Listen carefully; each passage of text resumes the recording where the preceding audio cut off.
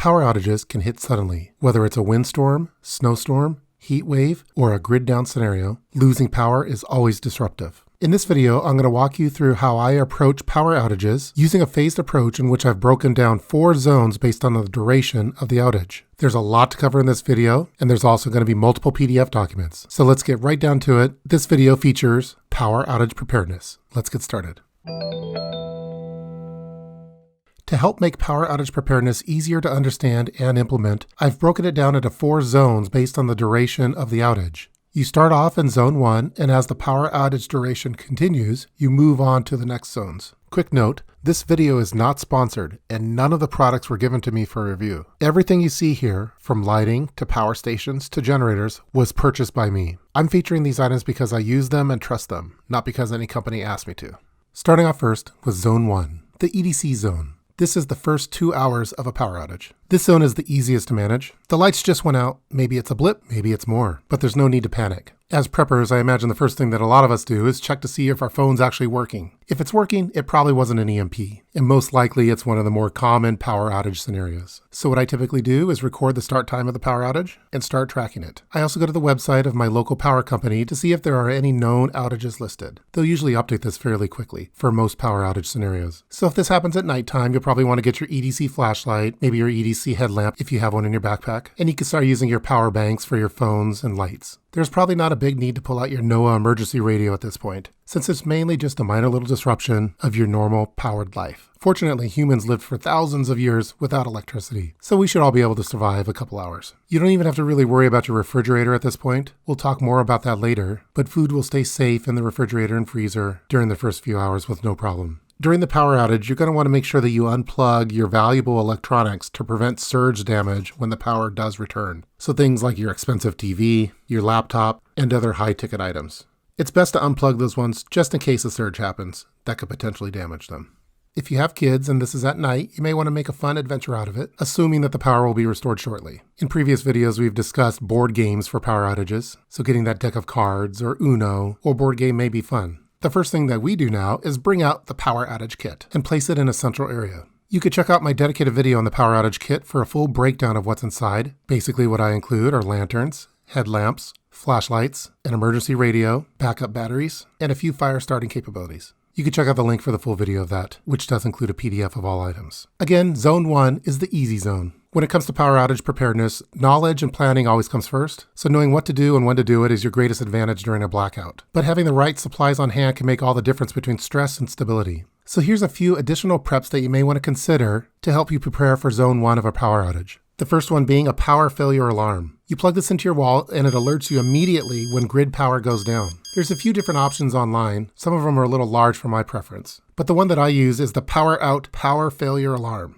I have one of these plugged next to my bed, in addition to plugged into some of the larger appliances like refrigerators and aquariums. When the power goes out, it sounds an alarm. So if I'm sleeping, I'll know right away. The next items that I recommend are some power failure night lights. These automatically turn on when the power cuts. There's a lot of different brand options available online that you could check out. The ones that we use are the Amarillo LED emergency lights. You plug these ones into wall outlets, for example in your hallway or in your basement or in the kid's bedroom, and when the power goes out, it immediately turns on and lights the area. You could get these in multi-packs and put them in various rooms in your home. You could also unplug them and use them as flashlights if need be. Another option is to get some chemical lights. These are great for ambient lighting and the kids love them. You just remove it from the package, try to bend it in half, you'll hear a crack, and then it will begin to glow. Just shake it up and you're ready to go with several hours of ambient lighting. You could just give this to the kids or even use them to mark specific locations in your home, like door handles or doors. I've added a few of these to the power outage kit and have more stored in my larger candles and illumination kit. You could buy these in bulk and have them in various kits and stored with your power outage supplies.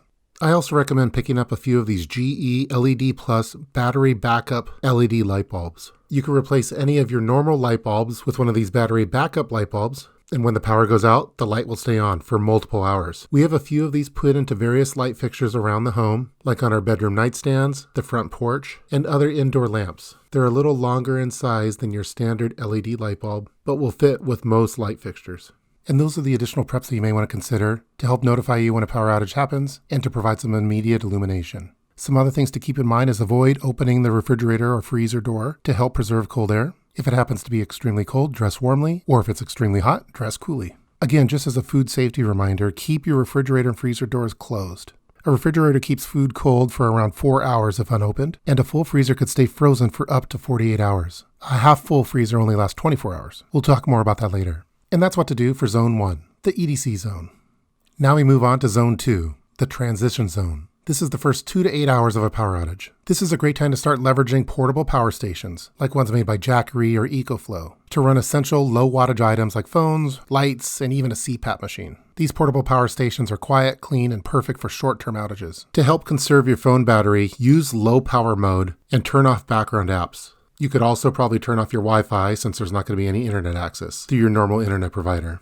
Also, in this zone, you may want to start prepping your generator setup. We may need it later. If you have a gas generator, move it into place, inspect your fuel supply, check cords, oil levels, and CO detectors. You might not need it yet, but if the outage continues, you'll be ready to activate in Zone 3. In the first 2 to 4 hours of a power outage, you're going to have to figure out what to do with your refrigerator. Again, keep that door closed if at all possible. What I recommend doing is sealing the fridge door closed using some bright tape until the power is restored. That'll help serve as a reminder to family members not to open it. You're going to need to discard food that's been over 40 degrees Fahrenheit or 4.4 degrees Celsius for more than 2 hours. So it's best to use a thermometer to track the temperature internally of your refrigerator. We'll talk more about that later. You may even want to consider transferring perishables to a cooler with ice. If you have aquariums, in the first 2 to 4 hours of a power outage, you're probably going to have to start thinking about aeration, possibly with a battery-operated air pump, in addition to rerunning that heater using one of those portable power stations. If you have a small Jackery, that'll work for a little bit, and if you have one of the larger EcoFlow power stations, like the ones that our friend City Prepping has recommended, that'll last for a lot longer. If you don't have any of those, just cover the fish tank with a warm blanket. I like using the inexpensive moving blankets that you could get at Harbor Freight. This will help maintain the heat. Again, you're going to discard perishable food that's been above 40 degrees Fahrenheit for more than 2 hours. The first things to discard would be milk, yogurt, soft cheese, raw meat, poultry, seafood, cooked meat, leftovers, eggs, and canned goods that have been opened.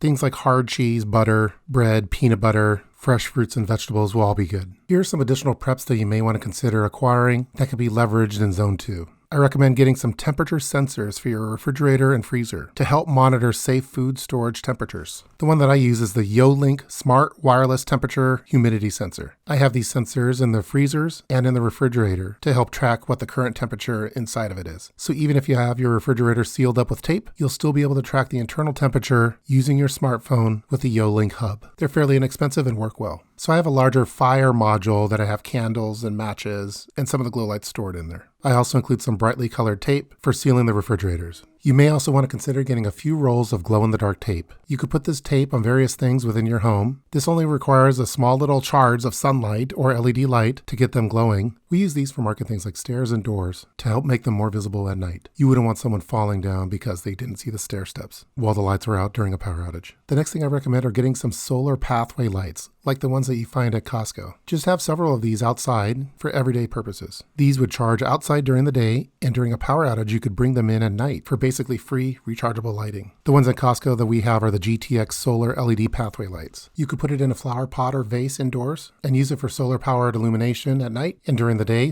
put them back outside and recharge them. And that's what to do for Zone 2, the transition zone, within the first 2 to 8 hours of a power outage. Now we're in Zone 3, which I call the camping zone. This is the first 8 to 48 hours of a power outage. Once you've passed the 8-hour mark, it's time to shift into full adaptation mode. At this point, you're treating your home like a campsite, using camping logic to manage comfort, safety, and resources indoors.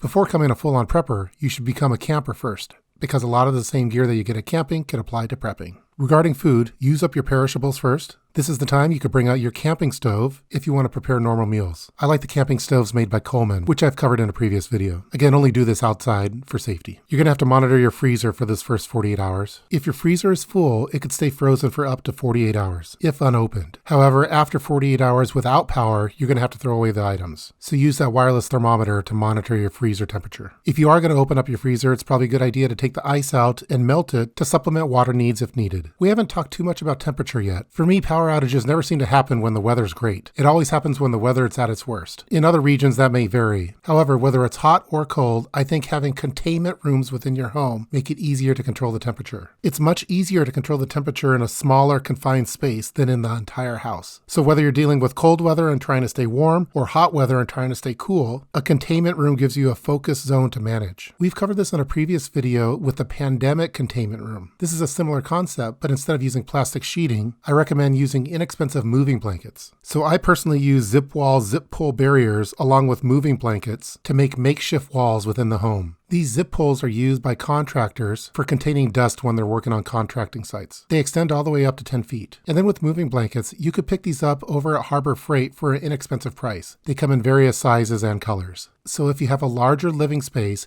and the power went out due to cold temperature reasons, like a blizzard or snow that damaged some power lines, you could shrink the size of your living room area to contain the air from spilling out to the other regions of your home by putting up some makeshift walls with the moving blankets and the zip pulls. I personally have 8 zip pulls that are in the garage for this purpose and several moving blankets. Once you have that primary containment room put into place, it's going to be easier for you to control the warmth or the coldness in that room. So if you have a small air conditioner, you're going to be able to keep that cold and possibly have the air conditioner running while connected to something like an EcoFlow power station. Or you could use something like Mr. Heater, which is a very popular camping heater, to help keep that small containment room warm. Another option that you could do if you don't want to go with this approach is just to set up your camping tent indoors, especially if this is due to cold weather. You could set up your sleeping quarters in the tent just like you would if you were camping, and you're going to be able to conserve heat this way. If you have kids, this will probably also help keep the morale up during the power outage. At this point, you're probably going to have to start thinking about additional illumination options like candles. We've been moving most of the earlier illumination to LED illumination instead of candles, just for safety purposes. We don't want to start a fire or anything like that during a power outage. There are a few different options for battery-operated candles. I like the ones made by Vincor, the Vincor flameless candles, which are battery-operated and include a remote and timer. They come in various sizes, and you can have those staged throughout your house before the power outage were even to begin. I also store a few extra in our larger power outage kit. They also make battery-operated tea light style candles, which are also really nice. You could place these all over the place and won't have to worry about the house burning down if one were to get tipped over. For battery storage, I recommend picking up a Battery Daddy over at Costco or at Amazon. This small little case does a great job for organizing batteries for home storage. We also have a decent amount of real candles. You're going to want ones that have an extended burn life. One of the more popular ones with preppers are the Sterno 100-hour emergency candles, which is a liquid candle. It's long-lasting and unscented. I recommend getting these in a 6-pack. The company Stonebriar also makes some high-quality real candles. For example, you get a 100 count of the tea light candles, which have a 6 to 7 hour burn time, or the tall pillar candles, which have a 65-hour burn time and are made of an unscented white wax. We have a few of these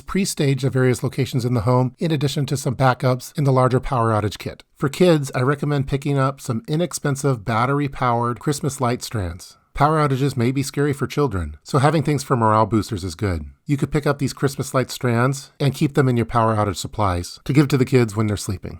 Now let's start talking about generators and power stations. If you could only buy one item for power outage preparedness, just forget all of the things that I've already listed in regard to flashlights, lanterns, temperature sensors, glow tape, and candles. Just spend your money on either a portable power station or a gas-powered generator. It's going to be your #1 tool for power outage preparedness. There's a lot of various videos out there that discuss the topic of whether you should go with a portable power station or a gas-powered generator. I recommend watching the ones made by City Prepping. He goes into great detail with various portable power station models, in addition to the pros and cons of a gas generator versus a portable power station. Me personally, I prefer gas-powered generators, mainly due to the region that I live in. The portable power stations work really well with solar, so if you have solar panels, you could recharge it and basically have unlimited power. The problem is whenever the power goes out for me, it's always during the worst weather, so it's rainy and cloudy and dark, and recharging those devices aren't as efficient. However, if you live in Arizona or California, it's probably the method to go with. In my opinion, you should probably have a combination of both. I recommend going with a phased approach for your power. So for EDC purposes, you would want to have an anchor power bank for your EDC backpack. The next step up to go with is something like the Jackery 500, which could be used for camping power. The next step up would be going with a gas power generator or one of the larger power stations like the ones made by EcoFlow, which is what City Prepping recommended in his last video comparison of all the power stations. Here's what I recommend. If you live in an apartment, condo, or in a region that has a lot of sunlight, get something like the EcoFlow Delta Power 3 portable power station with solar panels. You'll basically have unlimited power. If you live in a state like Washington that has a lot of rains, cloud, and poor weather, weather, go with a gas-powered generator. While power stations are great for short-term needs, for me, they run a little short when you're running multiple high-draw appliances in bad weather. It's almost one-time use power for me since I don't live in a region with a lot of sunlight. Basically, I'd have to charge the power station with a gas-powered generator.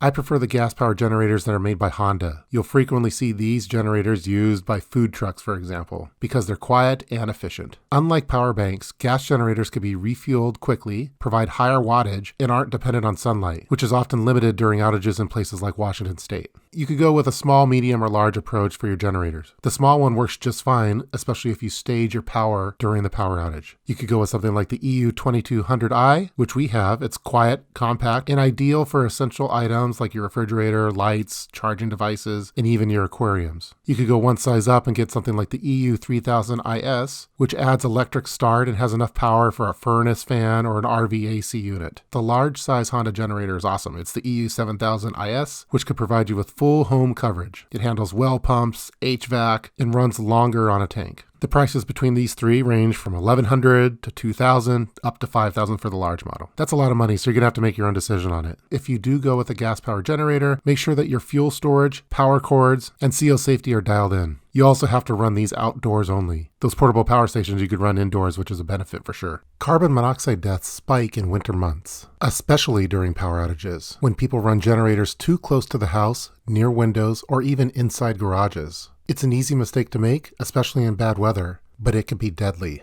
Generators should always be used outdoors, at a safe distance from the home, and never near doors, vents, or sleeping areas. For fuel storage, I like the NATO Jackery fuel cans. I previously did a review of these ones. They're stackable and built to last. You're going to want to use fuel stabilizer with your fuel to help it store for up to 2 years. And then you want some thick power cables like the ones that you could get over at Home Depot, in addition to other stores. Costco has good deals on these as well. You could use these cables whether you're using a portable power station or a gas-powered generator. I recommend going with 2 100-foot cables and 2 50-foot cables. You'll want to have a multi-outlet power strip as well to power several devices safely in one area. And if you're staging your power, I recommend going with the outdoor timer that you would use for Christmas lights to have those come on at a certain time. You could use the same approach to provide power to certain appliances for certain periods of time. For example, maybe every third hour you have the timer set to power the refrigerator. This is what we do for things like our aquariums, where we don't have to power it the entire time that we have a power outage, but we want to start it and stop it multiple times throughout the power outage to help maintain safe conditions for the fish. If you have a home and you've purchased a gas-powered generator, you could still purchase one of those portable power stations because those also have benefits that the gas-powered generator doesn't have, like being able to be run indoors and be able to be run silently for OPSEC purposes. Even though those Hondas are quiet, you could still hear it. So if this is an emergency grid-down Mad Max scenario, you might not want to kickstart your generator to let everyone know that you have power. Again, I recommend going with a combination of both, and with whatever approach that you go with, if you could have a way of connecting it to your home, you'll be able to provide power to the majority of the items in your home during a power outage for an extended period of time. As far as when to set up the generator or the power bank, it's going to depend on your particular needs. If you have a medical condition and you need to run power for it, for example, maybe you're having home dialysis, you'll probably want to have that portable power station and get it going right away during a power outage. For most people, they're not going to need to start it during zone 1. You'll probably need to get these things going somewhere in zone 2, maybe after hour 2 or 4 or 8. So you could pick up both the EcoFlow Delta Pro 3 power portable station and something like the Honda EU2200i, and you'd run that gas power generator by day and then run the portable power station by night for general power outage situations. If this is a grid down Mad Max type scenario, try to lean more towards that portable power station as much as you can because it's going to be silent. Again, my family prefers gas power generators and we like going with Honda. There's a lot of different generator brands that you could see over at Costco or even at Harbor Freight, but for me, Hondas are the best. And after 48 hours, you are officially in zone 4, which I call your bunker in place zone.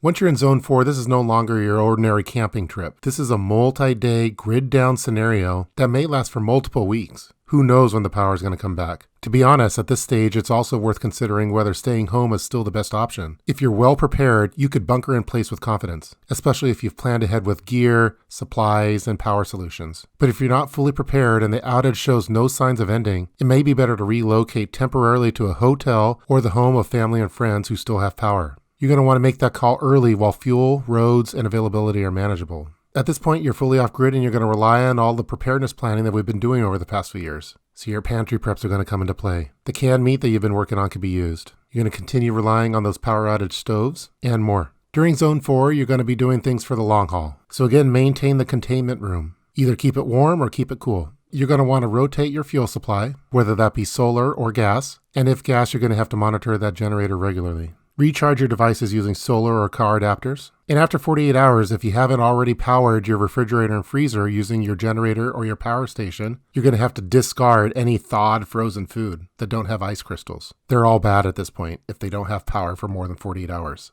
Keep listening in to the NATO emergency weather radio and monitor your local power company to see the estimates that they may be posting on their website. Again, unless this is an EMP situation, you'll most likely still be able to use your phone, so it's important to keep it charged at all times so you can get regular updates. For Zone 4 bunker in place, you're probably going to be using up a lot of your illumination. So start using those emergency candles, like the ones made by Sterno, or the wax candles. I recommend going through the battery ones first and saving the real candles for last. Again, keep using those solar pathway lights that you have outdoors and bring them indoors at night and recharge them during the day. With all the items that have been listed in this video, you have thousands of hours of illumination on hand, but you're still going to want to ration them. Again, humans have lived on this planet for thousands of years without electricity, so ideally we should be able to last for a few days without it as well. If you have kids, you're going to want to keep the morale up, so have things like board games and even those Christmas lights to help keep the mood bright. And those are all of the zones that I like to think of when thinking of power outage preparedness. In closing, power outages don't have to be chaotic or stressful, especially when you have a plan. By scaling your responses across phases, from everyday carry to camping gear to full-blown generator support, you could keep your household safe,